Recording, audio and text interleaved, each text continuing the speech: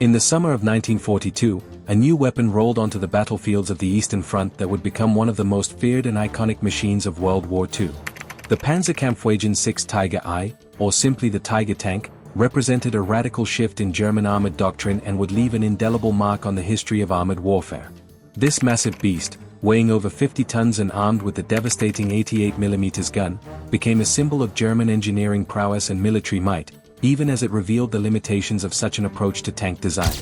The Tiger I emerged from a combination of battlefield necessity and German strategic miscalculation.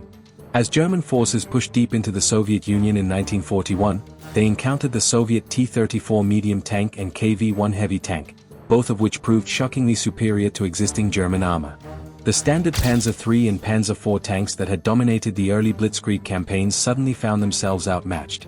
The T-34's sloped armor, powerful 76mm gun, and excellent mobility created a crisis for German tank crews, while the KV-1's thick armor could shrug off most German anti-tank weapons. This technological shock forced Germany to accelerate development of heavier tanks that could restore battlefield supremacy. Development of what would become the Tiger actually began before the invasion of the Soviet Union, but the encounter with Soviet armor added urgency to the project. Two companies, Porsche and Henschel, competed to produce Germany's new heavy tank. Ferdinand Porsche, who had close connections to Hitler, designed an innovative but complex tank featuring an electric transmission powered by twin engines. Henschel took a more conventional approach with a traditional mechanical transmission and interleaved road wheel suspension system.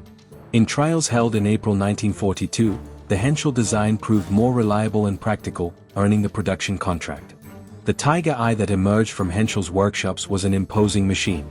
At 56 tons in combat configuration, it dwarfed most contemporary tanks and pushed the boundaries of what existing bridges and transport infrastructure could support.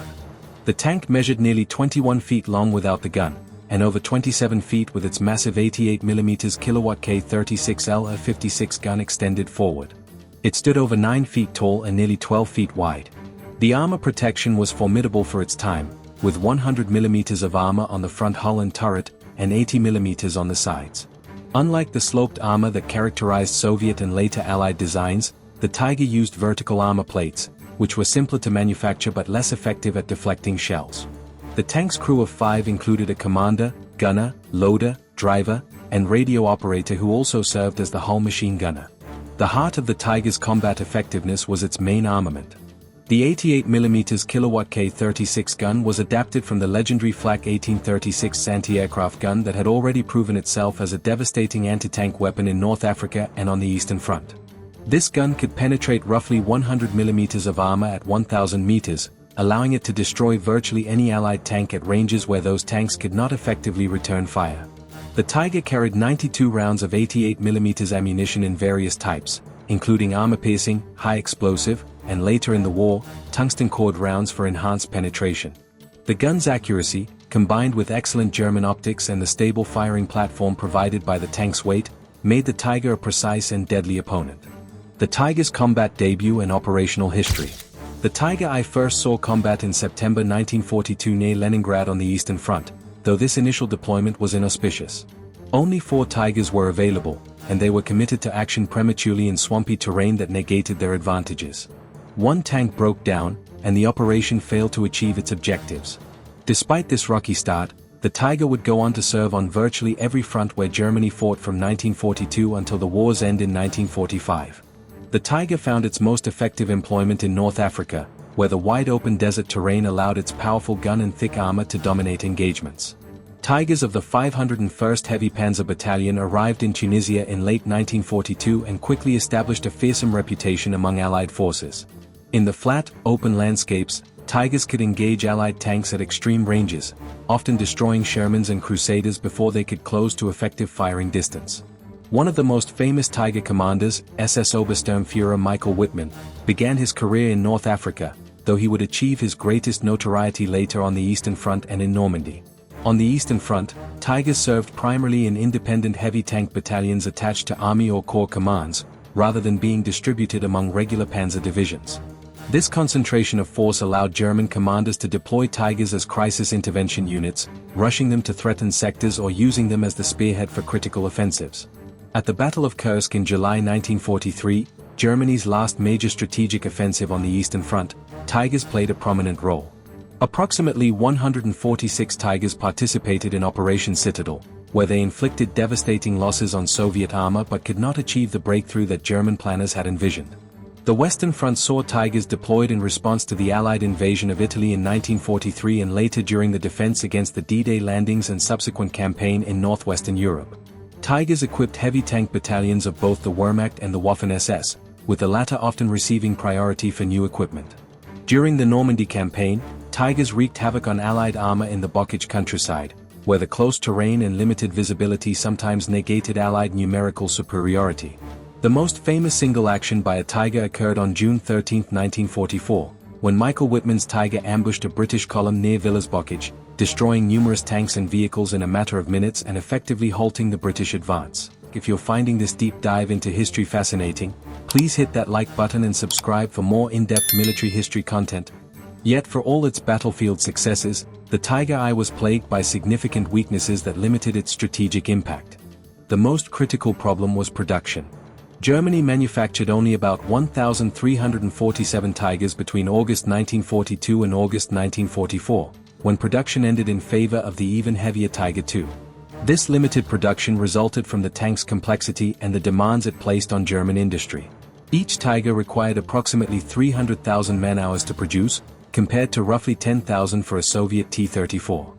The intricate interleaved road wheel suspension, while providing excellent weight distribution and a smooth ride, was time-consuming to manufacture and nightmarish to maintain. Mechanical reliability proved to be another Achilles heel. The Tiger's Maybach HL230P45 engine produced 690 horsepower, which sounds impressive until you consider it had to propel 56 tons of tank. This marginal power-to-weight ratio of roughly 12 horsepower per ton gave the Tiger adequate but not exceptional mobility. The engine and transmission were stressed to their limits, leading to frequent breakdowns, especially in the hands of less experienced drivers. The transmission, in particular, was a weak point. Many Tigers were lost not to enemy action but to mechanical failure. German units reported that Tigers required extensive maintenance, and their operational readiness rates were often below 50%. Fuel consumption was yet another critical weakness. The Tiger consumed fuel at an alarming rate, averaging only about 0.5 to 1 mile per gallon under combat conditions. Its fuel tanks held only enough for roughly 60 miles of road travel or about 30 miles cross-country, necessitating frequent refueling. As Germany's strategic situation deteriorated and fuel became increasingly scarce, many Tigers were abandoned by their crews simply because they ran out of fuel and could not be refueled. During the retreat from France in 1944 and the final battles in Germany in 1945, more Tigers were destroyed by their own crews to prevent capture than were lost in combat. The Tiger's strategic mobility was severely constrained by its weight. At 56 tons, it exceeded the weight limits of most bridges in Europe, forcing Tigers to ford rivers where possible or use specially constructed heavy bridges. Railroad transport also posed challenges, as the Tiger's combat tracks were too wide for standard rail flat cars. Engineers designed narrower transport tracks that had to be installed before rail movement and then replaced with combat tracks at the destination, adding to the logistical burden. Despite these limitations, the Tiger I possessed genuine strengths that made it a formidable opponent. Its armor protection was excellent by 1942-43 standards, and the frontal armor remained largely invulnerable to most Allied tank guns until late in the war. American 75mm guns on the Sherman could not penetrate a Tiger's front armor except at point-blank range and from favorable angles.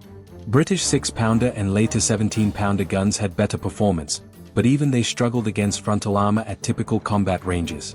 Only dedicated tank destroyers like the American M10 and M36, or the Soviet Su-85 and Su-100, or the British Sherman Firefly with its 17-pounder gun, could reliably engage Tigers at medium to long range.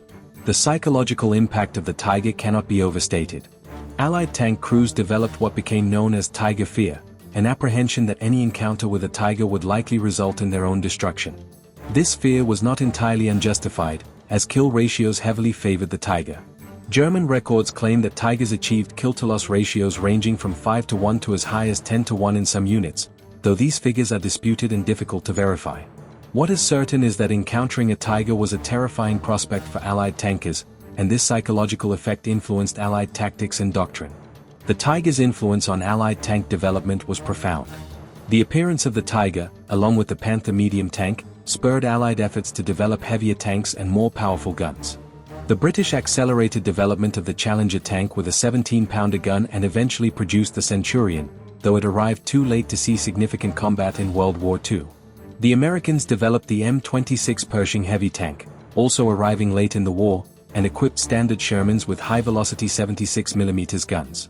The Soviets, meanwhile, upgunned their T-34s with 85mm guns and developed heavy tanks like the IS-2 with a massive 122mm gun specifically to counter German heavy armor. The Tiger's legacy and impact on armored warfare. The Tiger I's impact extended far beyond its actual battlefield performance. It represented a particular philosophy of tank design that emphasized firepower and protection over mobility in numbers, a philosophy that would influence post-war tank development but also one that ultimately proved problematic for Germany's war effort. The Tiger was a response to a specific set of tactical problems, but in addressing those problems, it created new strategic challenges that Germany's industrial base and logistical system could not adequately support. From a purely tactical perspective, the Tiger was remarkably successful. In the hands of trained crews operating in favorable terrain with adequate fuel and ammunition, it was arguably the most effective tank of the war on a one-to-one basis. The numerous accounts of small numbers of Tigers holding up or destroying much larger Allied formations are testament to its combat capabilities. Famous Tiger aces like Michael Wittmann, Otto Carius, and Kurt Nispel achieved remarkable individual tallies, with Wittmann credited with 138 kills and Carius with over 150. However, from a strategic perspective, the Tiger program represented a misallocation of resources. The labor, materials, and industrial capacity devoted to producing 1,347 Tigers could have produced far larger numbers of medium tanks, self-propelled guns, or other weapons. Germany's war economy was increasingly strained by 1943–44, and the decision to produce expensive, resource-intensive heavy tanks came at the expense of quantity. While a Tiger could defeat multiple Shermans or T-34s in direct combat, it could not be in multiple places at once, and the sheer numerical superiority that the Allies could bring to bear eventually overwhelmed German forces. The Tiger also epitomized certain tendencies in German military culture that proved counterproductive. There was a fascination with technical excellence and engineering sophistication that sometimes overshadowed practical considerations. The Tiger was an engineering marvel, but it was also over-engineered in many respects. The interleaved road wheels, the precision manufacturing tolerances, the powerful but fragile transmission, all reflected a desire for technical perfection that made the tank difficult to produce and maintain. Modern armored warfare owes something to the Tiger's legacy, though perhaps not always in the ways that the tank's designers might have anticipated. The Tiger demonstrated that tank-on-tank combat was not simply about numbers but about the complex interplay of firepower, protection, mobility, and crew training. It validated the importance of gun performance and armor protection, lessons that influenced post-war main battle tank design. At the same time, the Tiger's limitations influenced post-war thinking about the economics of armored warfare. The realization that technical sophistication must be balanced against production capacity and logistical sustainability became a key consideration in tank design. The most successful Cold War tanks were those that combined reasonable protection and firepower with reliability, maintainability, and the ability to be produced in adequate numbers, lessons drawn partly from the Tiger's shortcomings. In popular culture and historical memory, the Tiger I occupies an outsized place. It has appeared in countless films, documentaries, books, and video games, usually portrayed as a nearly unstoppable juggernaut. This reputation is partly deserved and partly the result of effective German propaganda and the dramatic nature of its battlefield appearances. The reality was more nuanced. The Tiger was a very effective tank that could dominate tactical situations but could not overcome the strategic realities of Germany's war. If you've enjoyed this comprehensive look at one of history's most famous tanks, don't forget to like this video and subscribe to the channel for more detailed military history content. The Tiger I ultimately represents both the capabilities and the contradictions of the German war machine. It was a tank of superlatives, heavily armored, powerfully armed, and tactically dominant, yet also expensive, complex, and logistically demanding. It achieved remarkable successes on the battlefield while failing to alter the strategic trajectory of the war. The Tiger story is one of engineering ambition colliding with industrial reality, of tactical excellence unable to compensate for strategic failure, and of a weapons system that became legendary precisely because it represented an approach to warfare that was as unsustainable as it was impressive. In the final analysis, the Tiger I remains an icon of World War II not because it won the war for Germany, it could not and did not, but because it embodied the contradictions and ultimate tragedy of that conflict.